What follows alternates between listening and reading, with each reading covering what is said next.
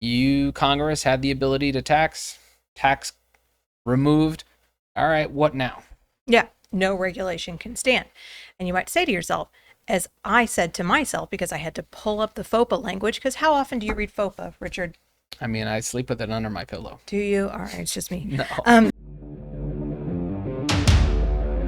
We are the Armed Attorneys. Today we're talking about the big, beautiful bill and how it impacts the National Firearms Act. We're going to be talking about, all right, the dust has settled. What does this thing actually say now that the tax has gone away?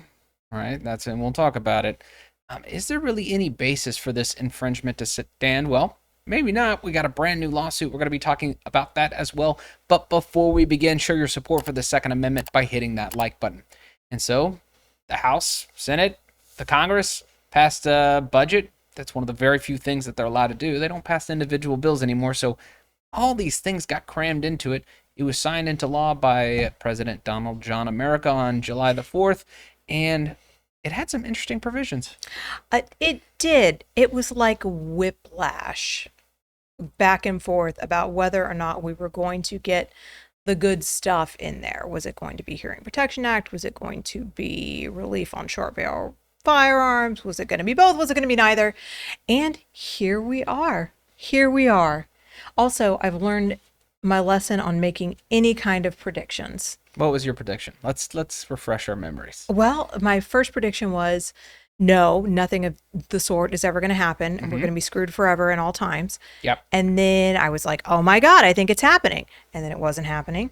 And then I was like, I guess it's not going to happen. And then something happened. So anyway, so yes, don't listen to me is the whole point of this. Listen to Richard. Well, they had, there's a lot of different moving parts, and we follow a lot of people, lots of scuttlebutt, what was going to ultimately happen.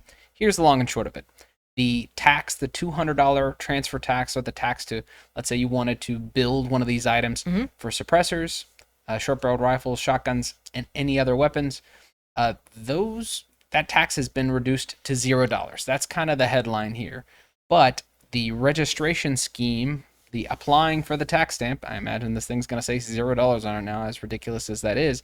The registration, all this other stuff, still in place. Yes, which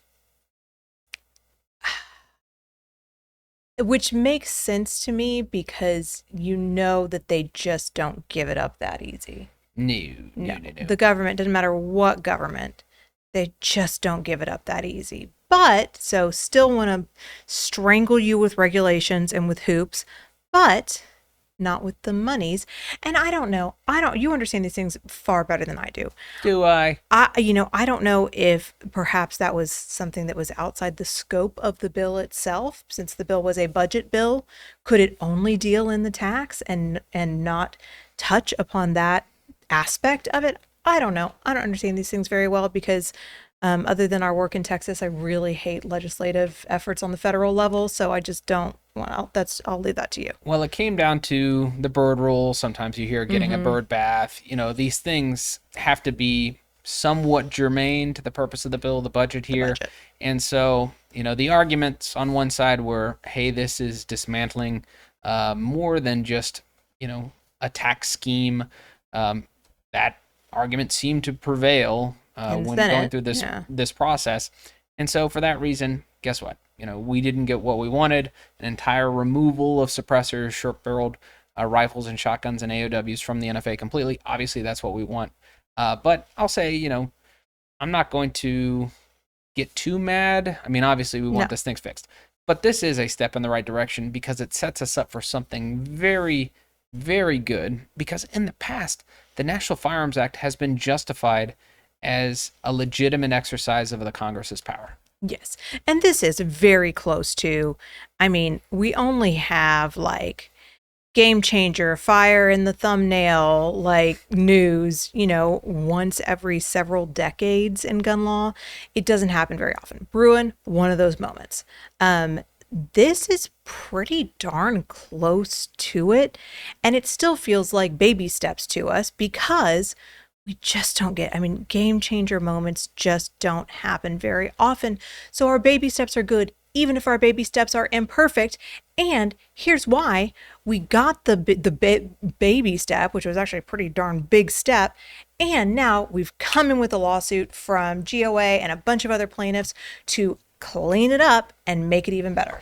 Yeah, because part of, and this has always been tough, when you have something that's not, think about the federal government. Theoretically, they should only be doing things that were delegated to them. We look at the Constitution. Hey, is Congress allowed to mess with this thing or regulate this thing? The answer for most things are no. Well, guess what? 200 and almost 50 years of law has said the Congress can do basically anything by justification by a couple of different things. Think about the necessary and proper clause. Think about the commerce clause.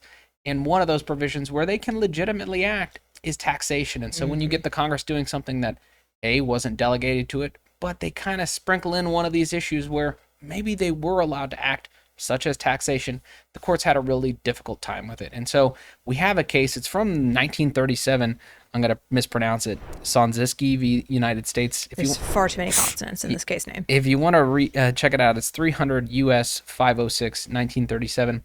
I think it'd be good if we read kind of the justification out of this. Yeah, so here, I'll just read this is why they get to tax NFA items, right? We are not free to speculate as to the motives which moved Congress to impose it, or as to the extent to which it may operate to restrict the activities taxed. As it is not attended by an offensive regulation, and since it operates as a tax, it is within the national taxing power. Yeah, in that case, they were looking at all different types of, they were looking at annual dealer registration requirements, they're looking at NFA transfer tax, they're looking at all kinds of things, and ultimately they say the Congress can tax. Yeah, doesn't really matter why they're taxing it, they're allowed to tax it, we're going to let them tax it. Tax away, Congress. Yeah, but I guess the kind of Achilles heel of all this, all right, if we're going to justify the NFA as a tax, the tax has been reduced down to $0. Enter tons of plaintiffs, including Gun Owners of America. Where does this go now? Yeah, so argument being, now that the tax is only $0, there's no purpose with which you can regulate, require that people jump through these NFA hoops and maintain your registry. So we've got GOA, phenomenal. Again, I will just say we've got big groups here. We've got individual plaintiffs. We've got Silencer Shop. We've got Palmetto State Armory, but we've got the big groups here. We've got GOA. We've got GOF. We've got FRAC, which is I'm more familiar with NSSFs. This is the first time I was hearing of FRAC, but thank you, FRAC. FRAC is like an industry group fighting regulations on, manufacturers, dealers, things like that. Shout out, if you are not a GOA member, join GOA. Do it now. Do it soon, because I know y'all talked about while I was out last week the nature of the no more nationwide injunctions. No more nationwide injunctions. So we think that those injunctions will still stand for class members such as GOA members. So you, not like a class, but a plaintiff's group.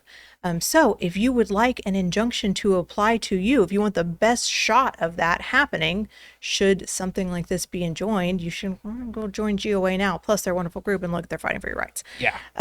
But I'm 8+ months pregnant. I've totally lost my train of thought at this point. But we have this lawsuit, those groups versus the ATF, and I think that it's a damn good challenge. Yeah. So, and if you want to follow this case, this is something we're going to be monitoring for, I imagine, the next several years.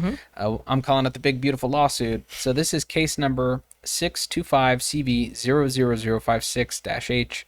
This is in the Northern District of Texas. So gun-friendly jurisdiction. They're hoping for a Pittman. Yeah, we're hoping for a Judge Robert Pittman. So, is it Robert Pittman? I don't remember. Okay. No, I don't remember his first name. Maybe. I hope I got that right. No. But I think there's a great, it's a 16-page complaint. Nothing out of the ordinary. Lots of background on all of our named plaintiffs. But ultimately what it comes down to is this one paragraph right here I want to read. It says, the One Big Beautiful Bill Act, which Congress and the President enacted on July the 4th, 2025, zeroes the manufacturer and transfer tax on nearly all NFA-regulated firearms.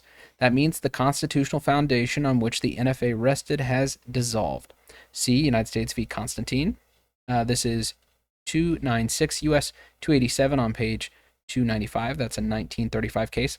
And it says, this is a parenthetical, provision that does not generate revenue cannot be justified as a tax. In parenthetical, and the NFA cannot be upheld under any other Article 1 power with respect to the untaxed firearms. The act is now unconstitutional. I mean, that's really what it's all about. You, Congress, had the ability to tax removed. All right, what now? Yeah, no regulation can stand. And you might say to yourself, as I said to myself, because I had to pull up the FOPA language, because how often do you read FOPA, Richard? I mean, I sleep with it under my pillow. Do you? All right, it's just me. No. So, because I said, well, without the tax, does this now become an unlawful federal government firearm registry such that FOPA would prohibit it? And I think the answer is no. I think the answer. Let's hear why, because I'm with you. Yeah, because I mean, and I hate answering my own questions in the negative because I want to be like, hell yeah, sister. But here's what I think we've got. So, here is how that restriction reads in Section 926. It's no such rule or regulation prescribed after the date of the enactment of the Firearms Owner Protection Act, which of course is 1986, because old Jimmy Carter was trying to create a national federal firearms registry. May require that records required to be maintained under this chapter, any portion of the contents of such records be recorded at or transferred to a facility owned, managed, or controlled by the United States, or any state or any political subdivision thereof, nor that any system of registration of firearms, firearms owners, or firearms transactions or dispositions be established. Here is the rub, though. It's no such rule or regulation prescribed after the date of the enactment of this act, which of course the NFA was enacted 60 years before, 70 years. Yeah. 1670 before the enactment of FOPA. So does that restriction of FOPA jump into place once we've modified the NFA? Probably not. Probably not. Not under construction. I mean, it wouldn't revive a statute or anything like that. So, so I think that unfortunately, because that would have been, because I thought to myself, because I'm an attorney and I'm like, I make good arguments. I'm like, man, why didn't they argue that? And then I was like, there's a reason they didn't argue that. And I pull it up. I think that's the reason. Yeah. But it's an interesting discussion to be had. But I'll say, obviously didn't get everything we wanted with Hearing Protection Act, the Short Act, but $0 tax. I mean, anytime we're not paying the money, government money, you're gonna sign me up for that one. Baby steps are good. Baby steps are good. I cannot say it enough because I know that the people out there, and you're absolutists, and I get you, and we need you. We need you. Yes. We need the absolutists. I am all here for it. However, absolutism sacrifices a whole lot of the little good stuff that inches us forward to that place where we need to go. So yeah, but we're going to be monitoring this lawsuit very closely, but we hope you enjoyed this discussion. If you did, consider subscribing, hitting that like button, and help us fight the anti-2A algorithm by sharing this video. And let us know what you think in the questions and comments below. Would you go ahead and register with the NFA for a $0 tax, or would you wait until next time with Armed Attorneys?